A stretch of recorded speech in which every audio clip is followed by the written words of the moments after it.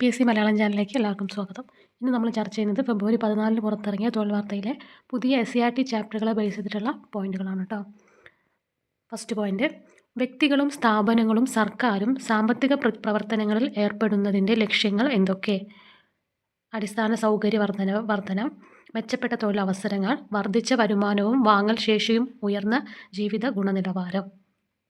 അപ്പോൾ വ്യക്തികളും സ്ഥാപനങ്ങളും സർക്കാരും സാമ്പത്തിക പ്രവർത്തനങ്ങളിൽ ഏർപ്പെടുന്നതിൻ്റെ ലക്ഷ്യങ്ങൾ എന്തൊക്കെയാണെന്ന് ചോദിച്ചാൽ അടിസ്ഥാന സൗകര്യ വർധന, മെച്ചപ്പെട്ട തൊഴിലവസരങ്ങൾ, വർദ്ധിച്ച വരുമാനവും വാങ്ങൽ ശേഷിയും, ഉയർന്ന ജീവിത ഗുണനിലവാരം. സാമ്പത്തിക പ്രവർത്തനങ്ങൾ നടത്തുന്നതിലൂടെ സമ്പദ് വ്യവസ്ഥയിൽ ഉണ്ടാകുന്ന മാറ്റങ്ങളേവ? ഗുണപരവും ഗുണപരവുമായ മാറ്റങ്ങൾ. സാമ്പത്തിക പ്രവർത്തനങ്ങൾ നടത്തുന്നതിലൂടെ സമ്പദ് വ്യവസ്ഥയിൽ എന്തെല്ലാം മാറ്റങ്ങളാണ് ഉണ്ടാകുന്നത് എന്നാണ് ചോദിക്കുന്നത്. അതായത് ഗുണപരവും ഗുണപരവുമായിട്ടുള്ള മാറ്റങ്ങൾ. അതായത് ക്വാണ്ടിറ്റേറ്റീവ് അഥവാ ക്വാളിറ്റേറ്റീവ് എന്നാണ് പറയുന്നത്. അപ്പോൾ ഗുണപരം എന്ന് പറഞ്ഞിട്ടുണ്ടെങ്കിൽ ക്വാണ്ടിറ്റേറ്റീവും, ഗുണപരം എന്ന് പറഞ്ഞിട്ടുണ്ടെങ്കിൽ ക്വാളിറ്റേറ്റീവ്. ഓക്കെ. സമ്പദ് വ്യവസ്ഥയിലെ ഗുണപരമായ മാറ്റം എന്തിനു സൂചിപ്പിക്കുന്നു? സാമ്പത്തിക വളർച്ചയെ. സമ്പദ് വ്യവസ്ഥയിലെ ഗുണപരമായ മാറ്റം എന്തിനു സൂചിപ്പിക്കുന്നു? സാമ്പത്തിക വളർച്ചയെ.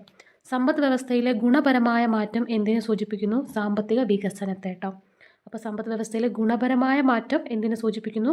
സാമ്പത്തിക വികസനത്തെ.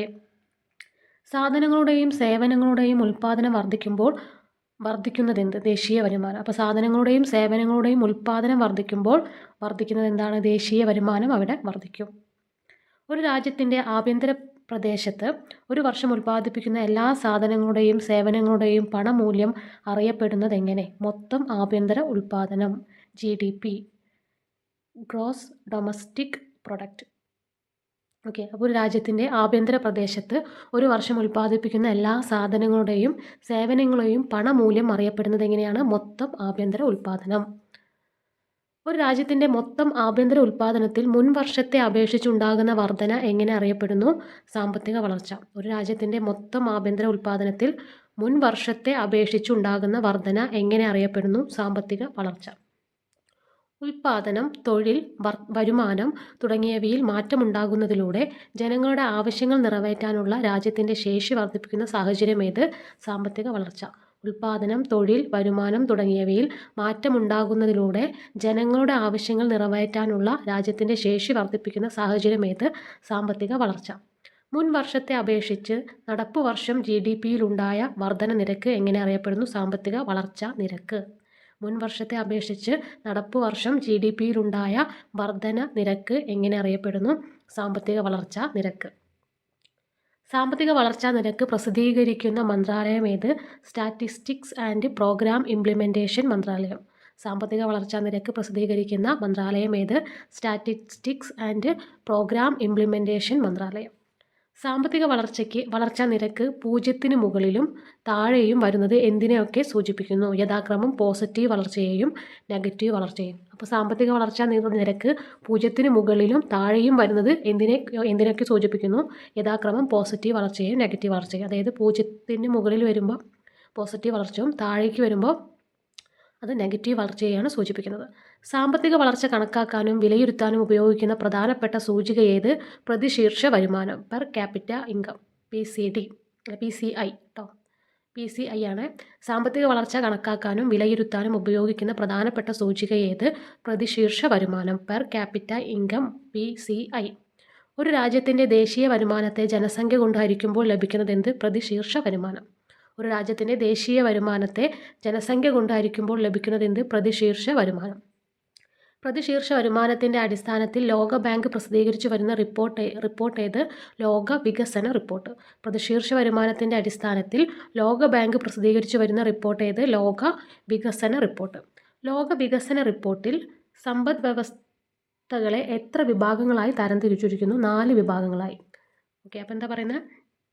ലോക വികസന റിപ്പോർട്ടിൽ സമ്പദ് വ്യവസ്ഥകളെ എത്ര വിഭാഗങ്ങളായി തരംതിരിച്ചിരിക്കുന്നു? 4 വിഭാഗങ്ങളായി.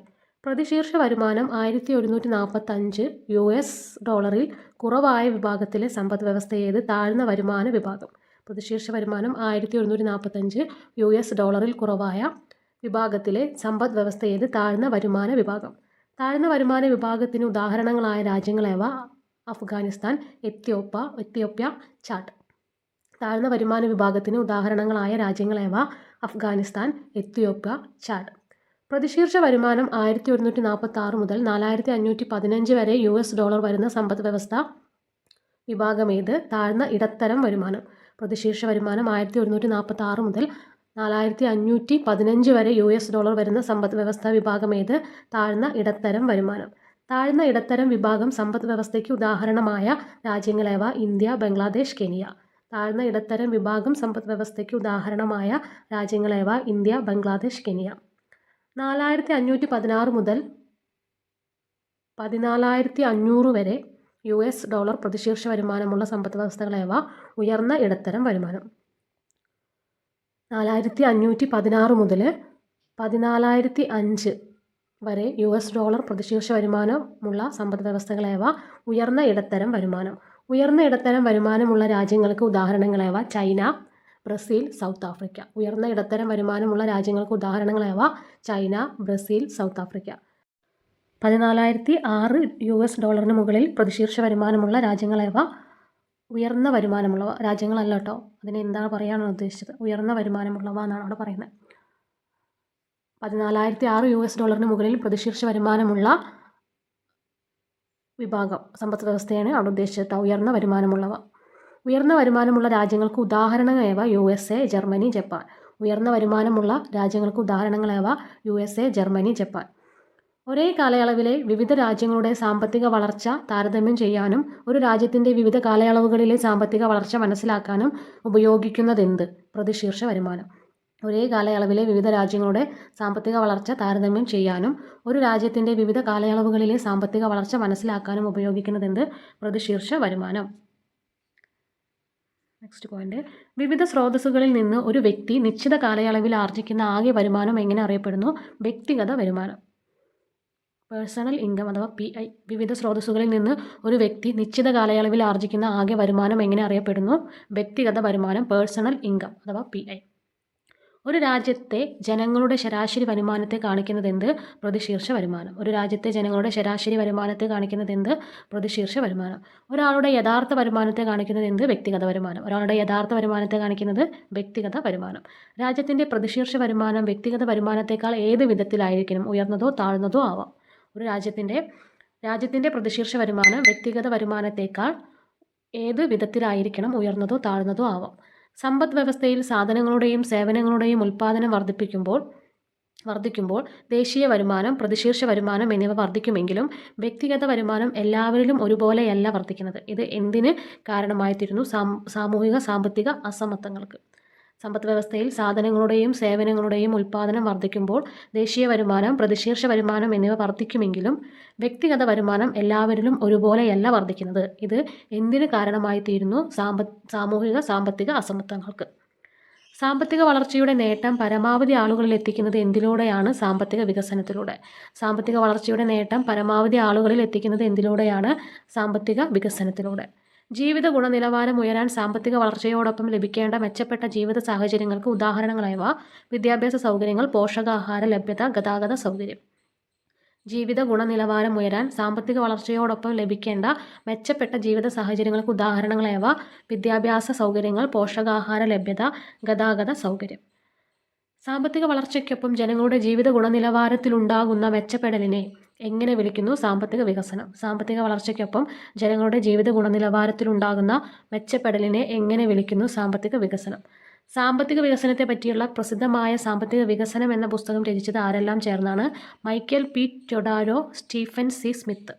സാമ്പത്തിക വികസനത്തെ പറ്റിയുള്ള പ്രസിദ്ധമായ സാമ്പത്തിക വികസനം എന്ന പുസ്തകം രചിച്ചത് ആരെല്ലാം ചേർന്നാണ്? Michael P. Todaro, Stephen C. Smith.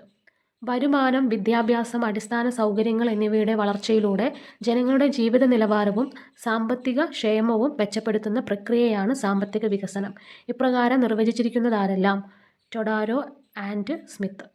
വരുമാനം, വിദ്യാഭ്യാസം, അടിസ്ഥാന സൗകര്യങ്ങൾ എന്നിവയുടെ വളർച്ചയിലൂടെ ജനങ്ങളുടെ ജീവിത നിലവാരവും സാമ്പത്തിക ക്ഷേമവും മെച്ചപ്പെടുത്തുന്ന പ്രക്രിയയാണ് സാമ്പത്തിക വികസനം. ഇപ്രകാരം നിർവചിക്കുന്നതാരെല്ലാം? ടൊഡാരോ ആൻഡ് സ്മിത്ത്. സാമ്പത്തിക വികസനം അളക്കുന്നതിന് മാനവ വികസനത്തെ അടിസ്ഥാനമാക്കി ഐക്യരാഷ്ട്ര സമിതി വികസിപ്പിച്ചെടുത്ത സൂചിക ഏത്? മാനവ വികസന സൂചിക, ഹ്യൂമൻ ഡെവലപ്മെൻറ്റ് ഇൻഡെക്സ്, HDI.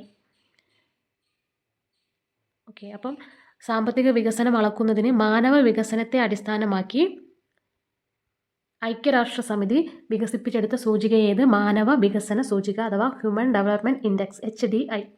ഏതൊക്കെ 3 ഘടകങ്ങളെ അടിസ്ഥാനമാക്കിയാണ് മാനവ വികസന സൂചിക തയ്യാറാക്കുന്നത്? ആയുർദൈർഘ്യം, സാക്ഷരതയും മൊത്ത സ്കൂൾ പ്രവേശന നിരക്കും പ്രതിശീർഷ വരുമാനം. ഏതൊക്കെ 3 ഘടകങ്ങളെ അടിസ്ഥാനമാക്കിയാണ് മാനവ വികസന സൂചിക തയ്യാറാക്കുന്നത്?